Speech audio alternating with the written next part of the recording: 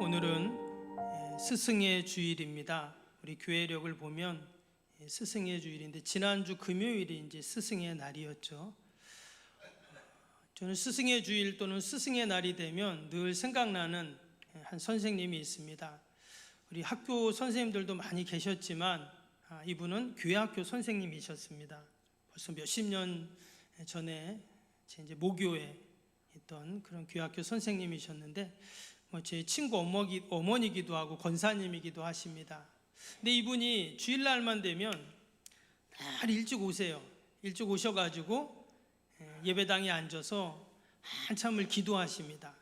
뭘 기도하시는지는 모르겠는데 한참을 기도하시고 그 다음에 이제 교회학교 아이들을 이렇게 반갑게 맞아주세요. 근데 보면 아이들을 한 명 한 명 꼭 안아주세요. 그게 지금도 기억이 납니다. 여러분, 혹시 오늘 스승의 주일인데 이 땅에서 내가 기억나는 선생님 또는 좋은 은사 또는 스승님이 혹시 계십니까? 아마 그분은 아마 좋은 분이고 또한 우리 인생에 아주 복된 분인 줄로 믿습니다. 그러나 혹시 나에게 나는 그런 선생님이 없는데 기억이 안 나는데 하더라도 여러분 걱정하지 마시기 바랍니다. 오늘 우리가 함께 말씀을 들으면서 나에게도 그런 좋은 선생님이 있음을 알게 되실 겁니다. 이 땅에 많은 스승들이 있고 선생님들이 있지만 여러분, 최고의 스승, 가장 위대한 스승은 누구일까요? 예수님이시죠. 오늘 특별히 선한 목자이신 예수님에 대해서 함께 살펴보려고 합니다. 이런 좋은 말이 있어요. 한번 좀 띄워주실래요? 오랫동안 누가 한 말인지 정확히는 알 수 없는데 오랫동안 사람들에게 회자되었던 인생의 명언인데요. 어떤 사람이 진정 성공한 사람인가? 한평생 살면서 100권의 좋은 책을 기억할 수 있고 10명의 진정한 친구가 있고 1명의 진정한 스승이 있는 사람은 진정 성공한 사람이다. 참 명언 중에 명언이죠. 말씀드린 것처럼 내가 정말 존경하고 또 사랑하고 내가 힘들고 답답할 때 언제든지 달려가면 나에게 좋은 이야기를 해주고 또 마음을 시원케 해주는 그런 선생님, 그런 멘토가 있다면 너무나 그분은 좋은 분입니다. 그러나 혹시 그렇지 않더라도 우리의 영원한 스승, 가장 위대한 스승이 예수님이시기 때문에 우리가 늘 주님과 동행하고 또 주님의 음성을 듣고 그 주님의 뜻을 따라 살면 여러분, 그 사람은 누구보다 복되고 또한 성공한 사람인 줄로 믿습니다. 인류의 역사를 보면은요, 위대한 인물 뒤에는 늘 누가 있었냐면 위대한 스승들이 있었다는 것을 우리가 알 수 있습니다. 여러분, 알렉산더 대왕 아시죠? 그 알렉산더 대왕의 스승이 누구냐면 아리스토텔레스라고 해요. 아리스토텔레스 들어보셨죠? 또 여러분, 플라톤의 스승이 누구냐면 소크라테스, 유명한 사람이잖아요, 그렇죠? 또 헬렌 켈러 뒤에는 앤 설리반 같은 좋은 선생님이 있었습니다. 마하마드 간디에는 고칼레라는 또 유명한 스승이 있었습니다.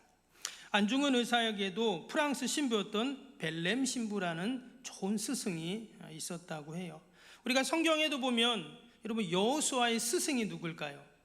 모세죠. 그리고 또 엘리사의 스승은 엘리야 선지자. 여러분, 그러면 다윗의 스승은 누굴까요? 사무엘 선지자. 또 바울의 스승은 누구예요? 위로의 사람인 바나바. 이처럼 보면 늘 훌륭한 사람들 뒤에는 너무나 좋은 선생님들이 있었던 것을 알게 됩니다. 그리고 그 선생님, 그 스승의 영향력이 그 제자에게, 다른 사람들에게 많은 영향을 끼치죠. 지난번에도 한번 헬렌 켈러에 대한 이야기를 잠깐 말씀을 드렸는데 이 헬렌 켈러와 관련된 일화가 참 많습니다. 사진 한번 띄워주시면, 여러분, 헬렌 켈러는 아시는 것처럼 볼 수도 없고 말할 수도 없고 들을 수도 없는 진짜 삼중고를 겪은 정말 너무나 고난 가운데 여인이었죠. 그런데 이 헬렌 켈러가 장애인으로는 처음으로 대학의 교육을 받고 특히 하버드 대학에서 박사학위까지 받는, 그래서 많은 사람들에게 선한 영향력을 끼치는 이제 그런 여인으로 이제 유명합니다. 그런데 이처럼 헬렌 켈러가 이처럼 훌륭하고 위대한 사람이 되기까지 누가 있었다고요? 앤 설리번이라는 선생님이 있었어요. 무려 50년 가까이 헬렌 켈러 옆에서 늘 가르치고 도와주고 또 섬겨줬던 그녀의 헌신이 있었기에 헬렌 켈러 같은 여인이 생긴 거죠.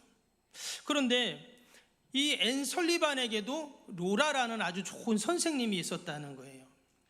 그 미국 보스턴의 한 보호소에 이 앤 설리반이 어렸을 때 그 보호소에서 자랐다고 해요. 어머니는 돌아가시고 아버지는 알코올 중독자고, 그리고 그 어린 보호소에서 살면서 동생이 있었는데 또 동생이 결핵으로 죽는 거예요.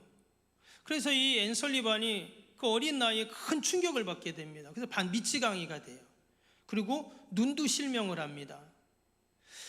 그래서 아무리 이렇게 치료를 해도 잘 안 되고 날마다 자살을 기도하고 정말 괴성을 지르고 회복 불능의 판정을 받고 지하 독방에 그렇게 따로 수용이 됐다고 해요. 그리고 더 이상 치료를 할 수 없었다는 거예요. 그런데 그 보호소에 한 은퇴 간호사가 있었어요. 로라라는 간호사인데 그분이 내가 저 설리번을 내가 돌봐주겠다, 특별히 가르치는 것도 아니고 늘 가가지고 옆에서 책을 읽어주고 또 기도해주고 이랬다는 거예요. 근데 이 앤 설리번이 그런 엄청난 고난과 충격을 받으면서 마음을 열질 않는 거예요. 하루, 이틀, 한 달, 1년 마음을 안 열어요. 근데 어느 날 이 루라라는 이 간호사 이 분이 갔는데 초콜릿을 가져갔는데 잠시 하다 보니까 초콜릿이 없어진 거예요. 야, 드디어 얘가 마음을 열기 시작했나 보다. 그리고는 계속 기도를 했대. 하나님, 앤 설리번이 마음이 열리고 하나님을 만나게 해주세요. 무려 2년 동안 기도하고 또 섬기고 기도하고 또 섬기고 결국 마음이 확 열린 거예요. 그래서 이 설리반이 이제 로라 선생님에게 마음을 열기 시작하고 이제 만 2년 만에 정상인 판정을 받게 되고 맹학교에 입학을 해서 최우수 우등으로 졸업을 합니다. 그리고 한 신문사의 도움으로 또 개안 수술을 받아서 이제 눈도 뜨게 된 거예요. 근데 어느 날 신문에 광고가 났대요. 어떤 광고였냐면 보지도 못하고 말하지도 못하고 듣지 못하는 한 아이가 있는데 이 아이를 돌봐줄 보모를 구합니다. 이게 헬렌 켈러잖아요. 그래서 이 앤 설리번이 내가 지금까지 받았던 이 사랑을 나도 좀 나눠야 되겠다 하고는 그 헬렌 켈러를 도와가지고 20세기 최고의 그런 기적의 주인공으로 헬렌 켈러를 키워냈다는 겁니다.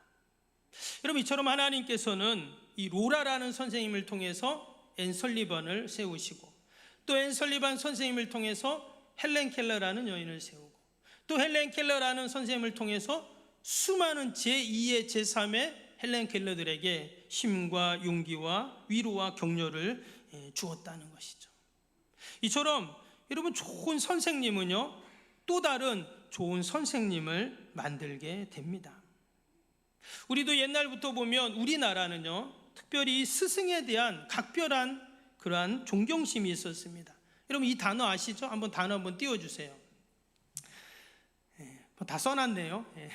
여러분, 군사부일체 아시죠? 군사부일체 뜻이 뭡니까? 군은 뭐예요? 임금이잖아요. 또 사는 선생님, 또 부는 부모님. 그래서 한 나라의 임금, 또 우리 선생님, 그리고 나를 낳아주신 부모님은 같다라는 거예요. 그 권위가 같다, 이런 얘기를 해요. 옛날에도 그런 말을 했습니다. 스승의 그림자도 뭐라 그랬어요? 밟지 마라. 사실 우리도 그렇게 배웠잖아요, 그렇죠? 다 그렇게 배웠는데 저도 어렸을 때 선생님에게 이렇게 질문 한번 제대로 못했던 것 같아요. 너무 어려워서 선생님이. 근데 여러분, 요즘은 어떻습니까?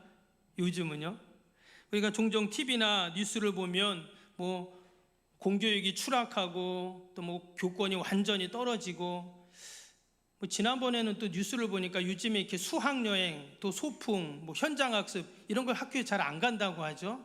그 왜 그런가 봤더니 갔다가 무슨 문제가 생기면 학부모들이 학교에 교육청에 전화하고 민원 넣고 모든 책임이 선생님에게 있으니까 아예 그냥 안 가고 안 해버린대요. 참 이 서글픈 거거든요. 이래가지고 과연 아이들을 제대로 교육을 시킬 수 있을까 다들 걱정을 하고 있습니다. 그러면 사실 우리가 지금 내가 이 자리에 있기까지는 어때요? 수많은 선생님들의 도움으로 인해서 우리는 지금 이 자리에 있어요. 그들의 수고, 헌신, 교육으로 인해서 우리가 지금 이 자리에 있죠. 우리는 늘 선생님들의 노고에 우리가 감사하고 여러분 존경의 마음을 가져야 할 줄로 믿습니다. 더불어서 우리 교회에도 교학교 선생님들이 있잖아요. 또 우리 구역을 돌보는 구역 인도자나 권찰님들, 또 구역장님들이 있어요. 너무나 귀하고 교회에 많은 봉사들이 있지만, 그러나 특별히 우리 어린 생명들을 위해서, 구역을 위해서 우리 섬기시는 우리 선생님들, 또 구역 지도자들을 위해서 우리가 늘 격려하고 함께 기도해야 할 줄로 믿습니다. 아멘. 그러한 의미에서 우리 격려하는 마음으로 우리 교학교 선생님들, 또 우리 구역 지도자들을 위해서 우리 격려의 박수 한번 같이 해볼까요? 더 열심히 하시라고 박수한 겁니다. 성경을 보면 특별히 가르치는 자, 교사에 대해서 많은 교훈을 합니다. 몇 가지만 제가 이렇게 좀 말씀을 찾아봤는데, 한번 디모데전서 5장 볼까요? 잘 다스리는 장로들은 배나 존경할 자로 알되 말씀과 가르침에 수고하는 이들에게는 더욱 그러할 것이니라 했어요. 이거 보면 말씀과 가르침에 수고하는 이들이 나와요. 그들은 어때요? 더 존경하라 그랬어요. 너무 귀한 일을 하기 때문에 그런 것이죠. 데살로니가전서 5장 12절 13절도 보세요.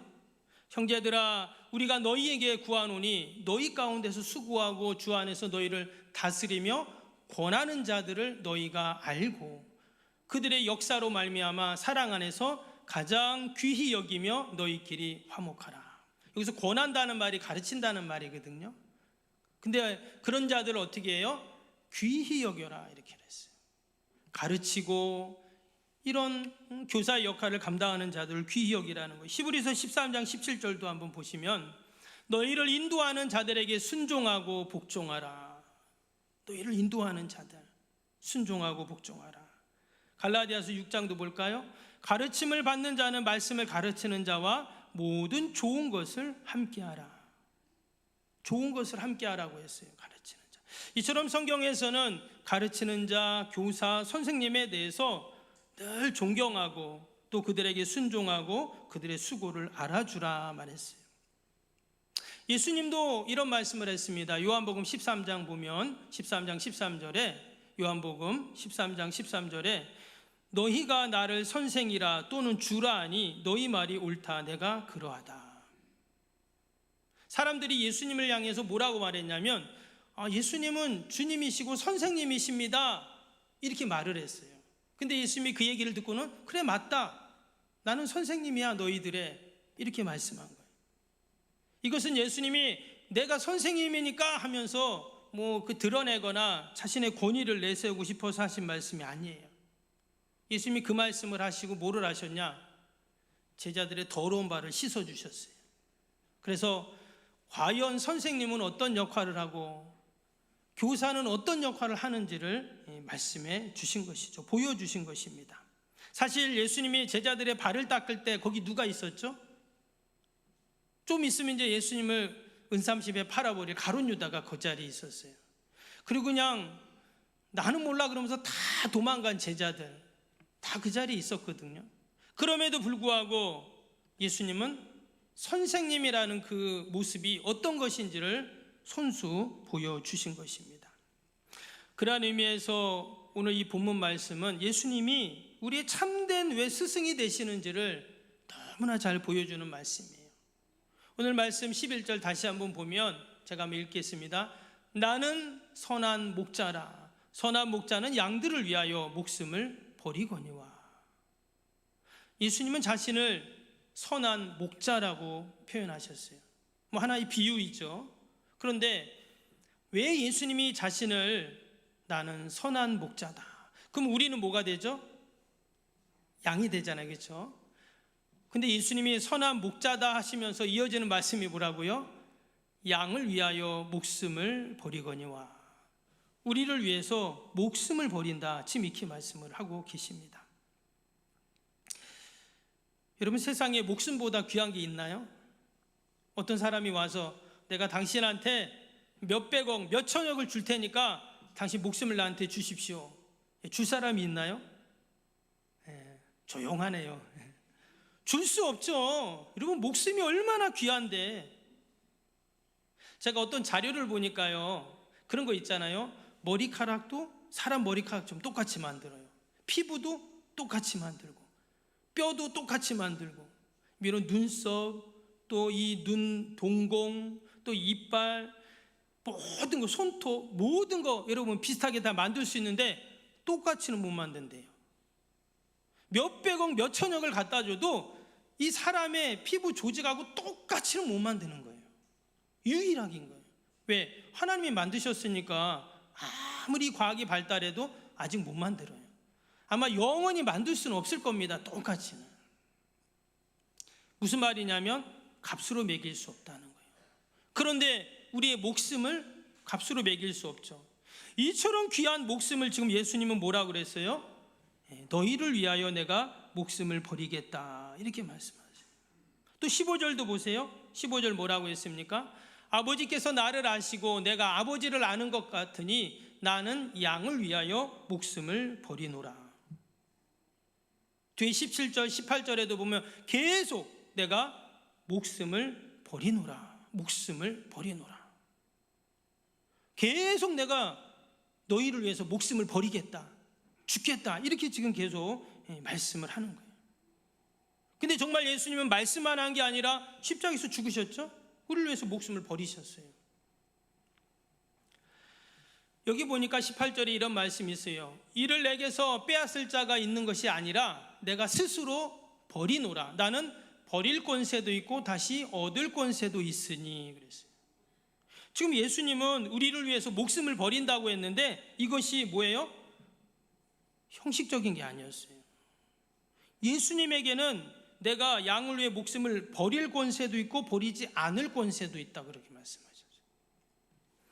그러니까 예수님의 사랑은 의무적이고 형식적인 게 아니라 말 그대로 의지적으로 하나님께서 하신 거예요. 의지적으로. 목숨을 버릴 권세도 있고 버리지 않을 권세도 있는데 내가 버리겠다, 이렇게 지금 말씀. 그래서 여러분, 예수님은 우리의 선한 목자가 되시는 줄로 믿습니다. 이건 지금도 동일해요. 지금도 예수님은 우리의 선한 목자가 되세요. 그냥 성경에 나오는 얘기가 아니라 지금도 나의 삶 속에 우리 주님은 나의 선한 목자이신 줄로 믿습니다. 왜 그러냐? 오늘 14절 보세요. 14절에 뭐라고 했습니까? 나는 선한 목자라 내가 내 양을 알고 양도 나를 아는 것이. 우리 선한 목자 되신 주님께서는 나를 어떻게 해요? 알고 그랬어요. 나를 아신다는 거예요. 밑에 27절도 볼까요? 내 양은 내 음성을 들으며 나는 저희를 알며 저희는 나를 따르니라. 여기도 보니까 어떻게 해요? 나는 그들을 안다 그랬어요. 예수님은 우리를 너무나 잘 알고 계시다는 거예요. 그래서 우리의 선한 목자가 되신다고 말씀. 여기서 안다는 말은 지금 이 목자가 관리하는 양이 몇 마리인지, 암놈이 오고 순놈이 뭐고 어떤 게 지금 새끼를 갖고 안 갖고, 이런 지식적인 것을 안다는 말이 아니에요. 지금 여기서 그것은 돈을 받고 양을 돌보는 싹군 목자도 다 압니다. 여기서 지금 예수님이 나는 다 알고 있다, 그래서 나는 선한 목자다라고 할 때 양의 형편과 처지를 안다는 말이에요. 양의 상태를 지금 다 알고 있다 하는 말이에요.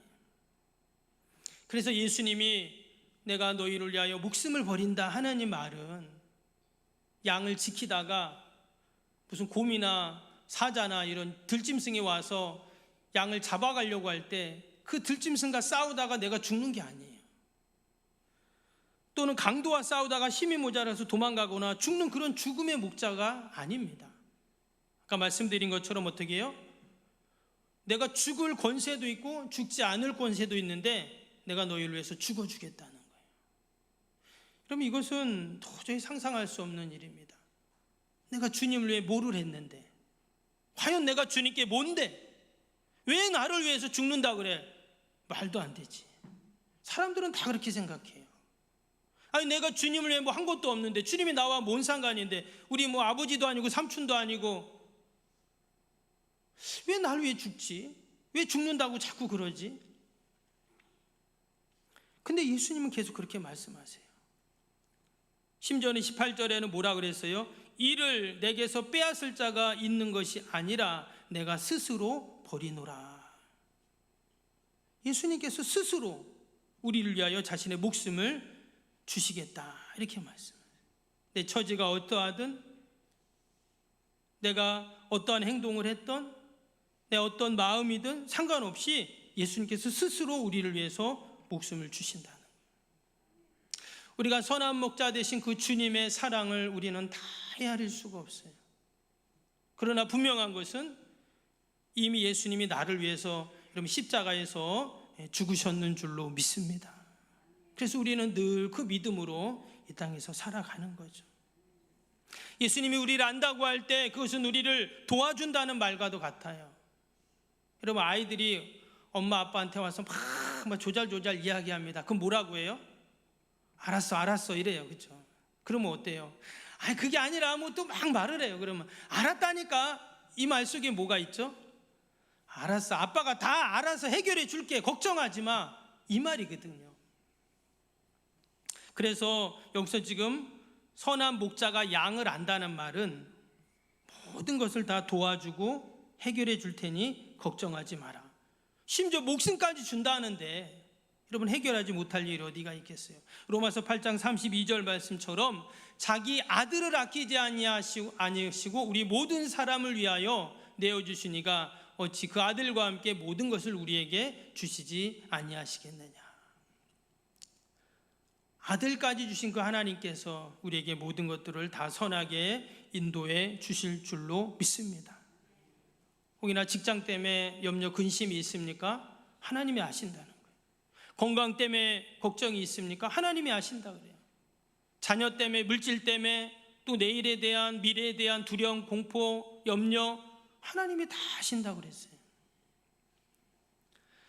우리가 해야 할 일은 절망이 아니라, 슬퍼할 일이 아니라 나를 위해서 목숨까지도 내어주신다고 하신 그 선한 목자 대신 우리가 그 주님을 여러분 따라가야 하는 것인 줄로 믿습니다.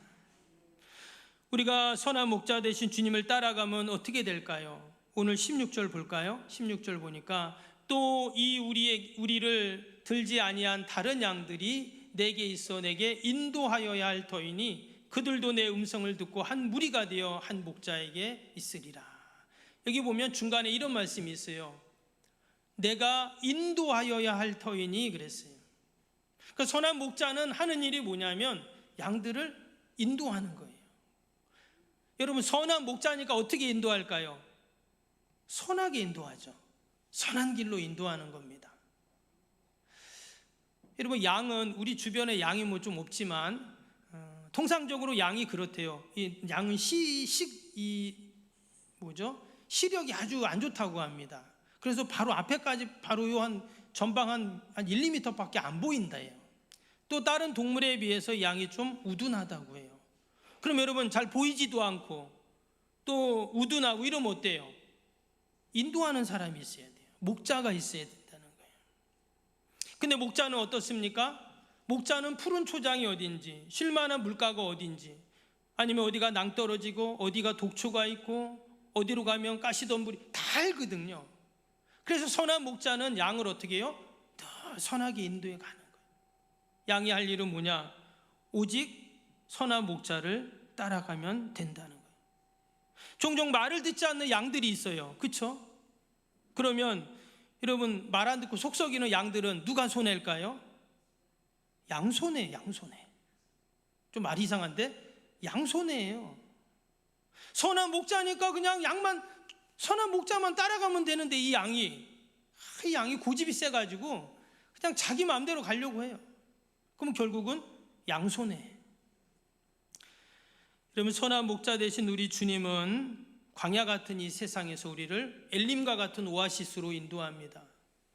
또 적과 꿀이는 약속의 땅으로 무사히 우리를 인도해 가시죠. 그래서 우리의 영원한 스승이신 주님은 선한 목자세요. 우리가 그 주님의 가르침을 받고 여러분 그 주님의 인도하심을 따라가면 우리의 삶은 늘 복된 삶이 될 줄로 믿습니다. 주님은 나를 너무나 잘 아세요. 주님이 나를 뭘 알아? 그게 아니에요. 주님은 너무나 잘 아세요. 너무나 잘 아시는 그 주님께 다 맡기고 여러분 주님만 따라가는 저와 여러분이 되시기를 주님의 이름으로 축복합니다.